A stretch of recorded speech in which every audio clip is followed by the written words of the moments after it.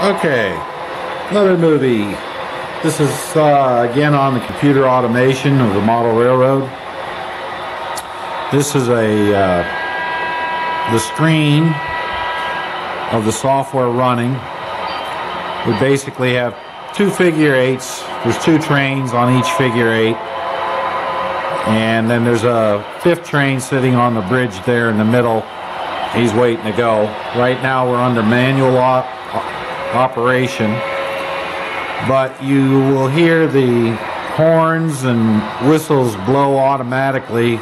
That's configured in the software based on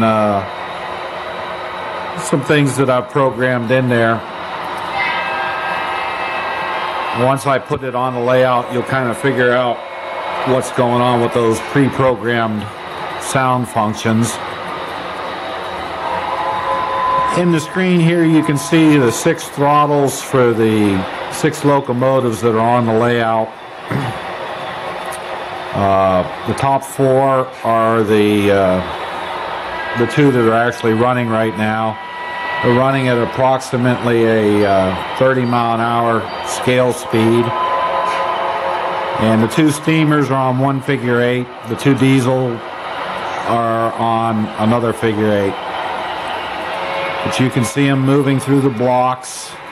The little pictures of the trains themselves are the actual pictures of the rolling stock I have, and then converted to the images that make up the stuff that's used here in Train Controller. You can see all the trains and rolling stock down here at the bottom of the screen.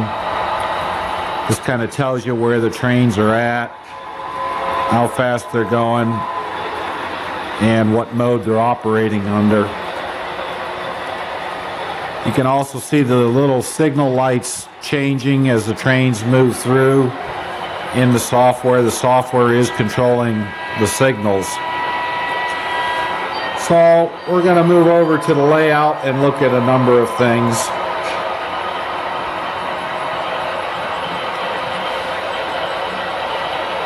Here we have a signal that is running. And you'll see the lights change as the trains move through. Basically, there's 2 turnouts stacked on top of each other there. A green light would indicate that the points are right and the following 2 blocks are clear. The red light would indicate that the turnout is thrown the wrong way for that passage, or the block immediately in front is occupied. And there you see it just changed to green. We'll let this roll a little second here, and we'll move on to the next signals.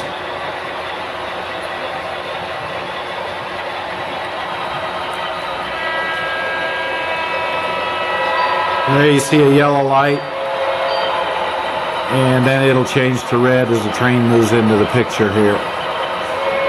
We'll go on up the line to another signal.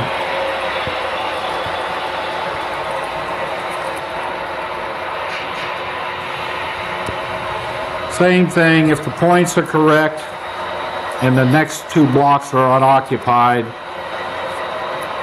you'll see a green light. If you should clear here and go to green. There it is. Points are right. Next 2 blocks are unoccupied.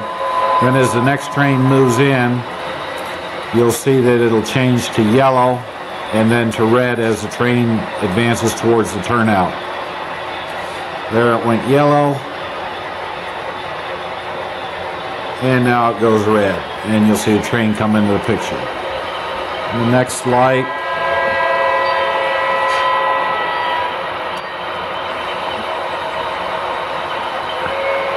Alright, he's got a green light. There you can see him coming in. Goes to red because he's in the next block. And then as he moves further down, it'll change to yellow. And then to green again.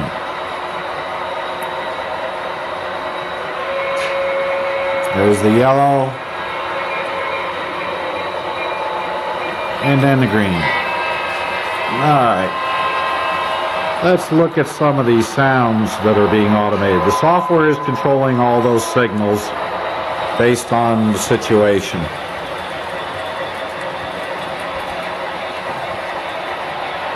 First thing is, on this double bridge versus a single bridge, there's a crossing right there.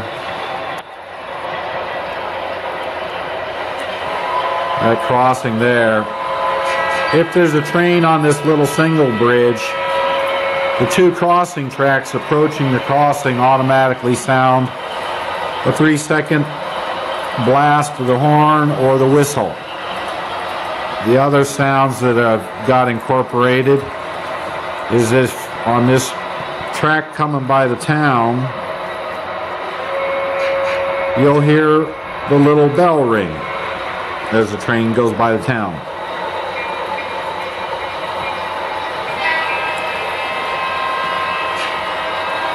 And then the other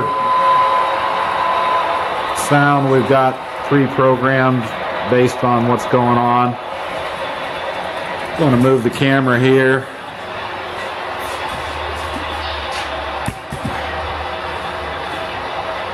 There's a tunnel over on the far side by that little guard shack. As the train approaches from where the guard shack is at, it blows the whistle. If a train is coming out of that tunnel, it will sound the horn, or vice versa, depending on whether it's steam or diesel. Now we're going to shift things over to, right now we've been running on manual operations with the computer doing some of the functions, but the trains themselves have been running on manual for a while, and we will take a look at the layout here. And the interesting thing is the crossing and then the turnouts where the trains can converge or cross each other. Once we, so to speak, throw the switch and turn this over to the computer, we'll run all the trains, we'll see how it all goes here. One other thing, this little tunnel, or not tunnel area, but this little hidden area, there's a turnout there where the train's crossing converges with the train on the 8. It doesn't happen very often, but in the event that either of those two blocks are occupied going into that turnout, and one of the trains obviously will have the right-of-way according to the software, but the other should blow the horn, or both should blow the horn actually, if the opposite block on the other side of that little hill is occupied. That doesn't happen very often, but it is programmed in there. So let's put it under the automation. You'll notice we have no turnout or no control panel anymore. The CTPC panel is gone. I don't use the handheld throttles anymore. Everything is done via the computer.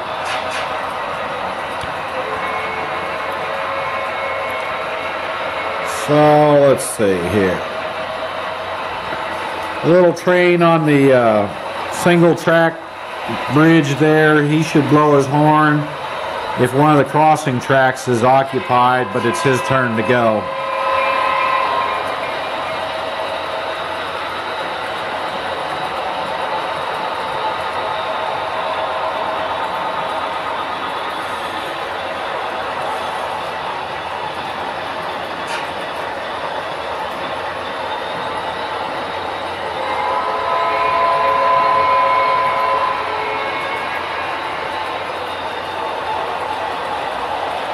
Okay,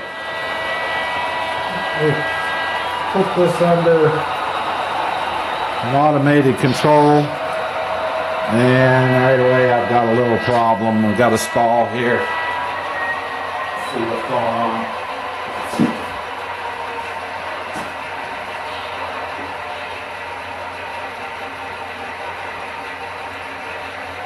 Don't know why he's he's not moving. He should be moving. Let's see what's going on with him. Switching from manual to the schedule sometimes get things a little messed up here. Yeah, that train is not in the right block. Alright, let's start him up now.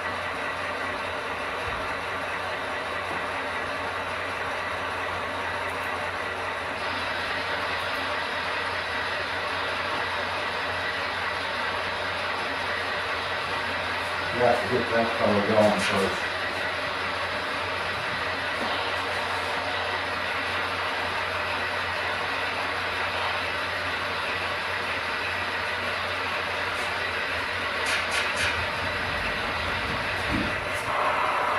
Make sure he's in the right block.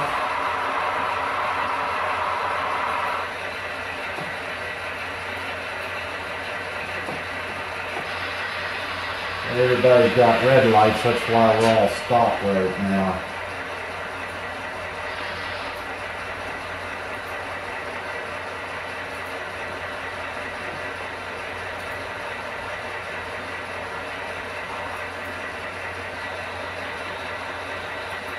Of course, now that I'm making this movie, it doesn't want to get going here.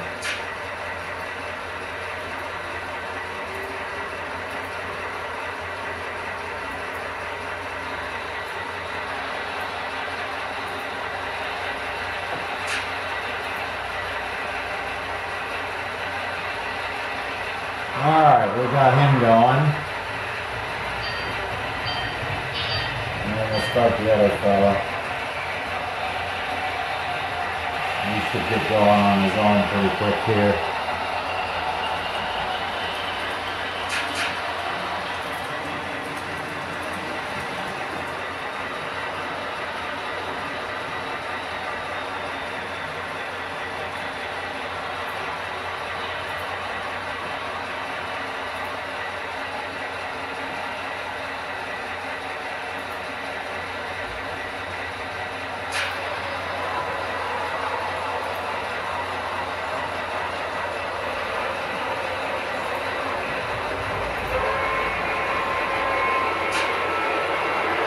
Alright, I think we've got the 4 main trains running. Let's see how they go, then we'll start up the 5th train.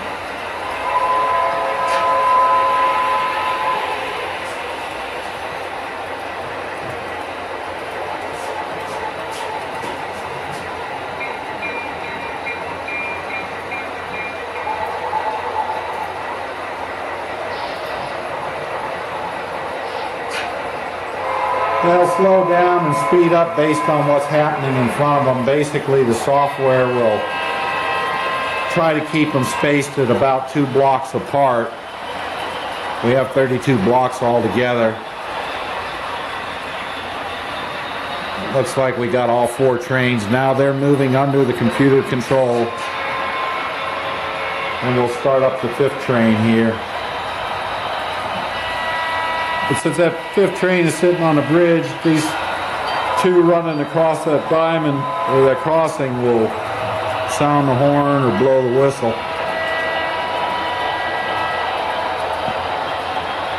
And you'll notice when the steamer goes by that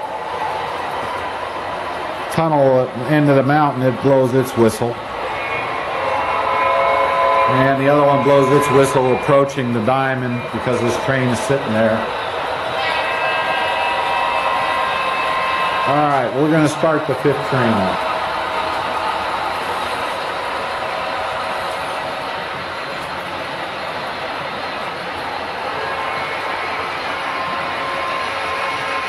And there he goes. Now what happens with that 5th train there, because now there's wherever he's at, there's three blocks worth of spacing, well, 6 blocks worth of spacing for the 3 trains on a particular route. So it kind of slows things down as the computer starts to adjust the spacing on them. Other thing you'll notice that the little GP 9 engine is running a slightly different route than the other 2 diesels going by the town. So there, the trains running across the double bridge are not sounding horns or whistle because there's nobody on that little single track bridge. We'll let it run a while here and see what happens.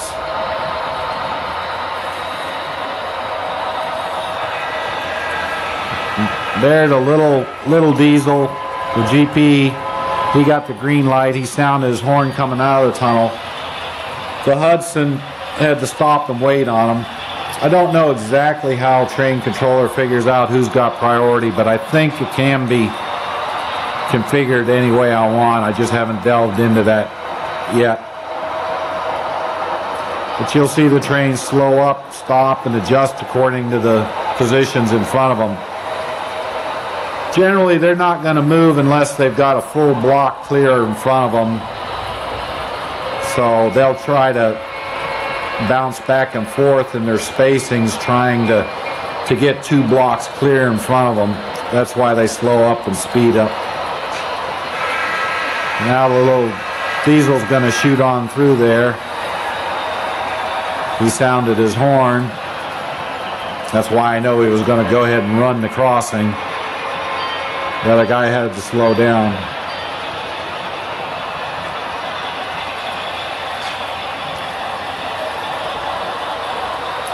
This automation stuff's really kind of a challenge to get working right, but it is a lot of fun to observe it. This layout is well suited for this because it's, well, I say it's well suited. It's interesting to watch because of the congestion of 5 trains on a relatively small layout.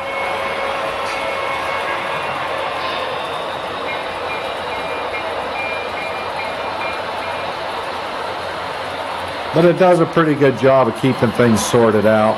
Every once in a while it seemed to have a little glitch where something I don't have quite configured correctly. I do need to go through all the decoders on these locomotives and adjust them a little bit, some of the values regarding momentum, acceleration, deceleration, as well as the back EMF.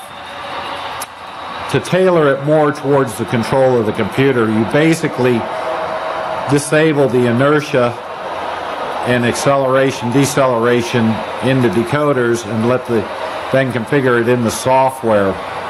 But I do have to get some of the back EMF kind of fine-tuned on these locomotives before I do that.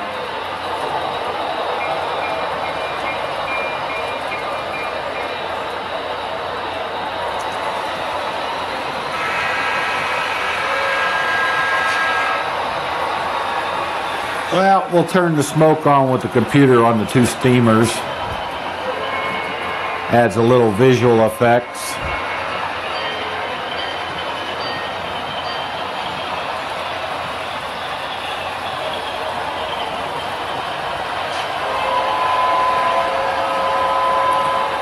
Hudson's going pretty good.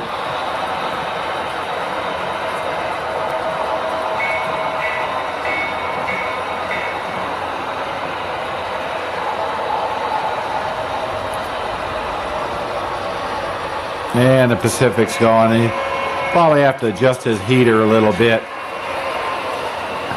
See if we can get a little close-up of that smoke operation.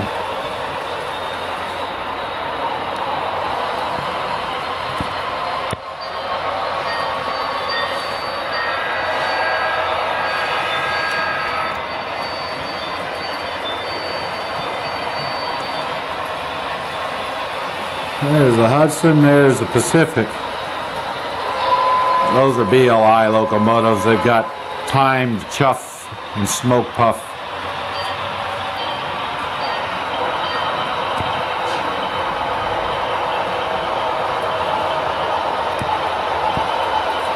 Pretty cool stuff. Gotta love it.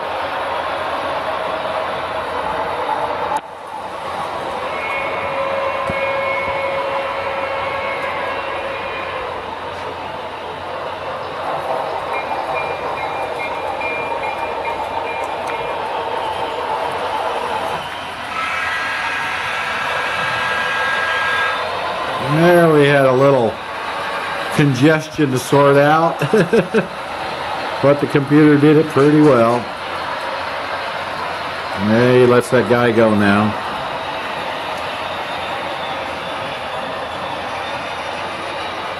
I'm going to add one more caboose train show this weekend.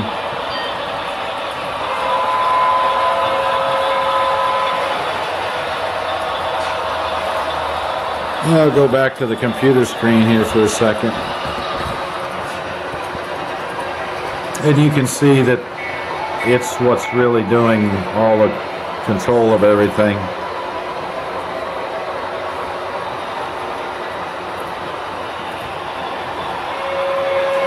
And I don't even use the keyboard, I just use the mouse to run everything. And basically you just click on something, whatever you want to adjust. But it's been quite a little struggle to get to this point. I started this layout about a year and 4 months ago, and down to about just doing scenery at this point. And that'll probably take the better part of the year to get that halfway finished. Of course, the layout never really is done. Well, yeah, that's what this automation is all about.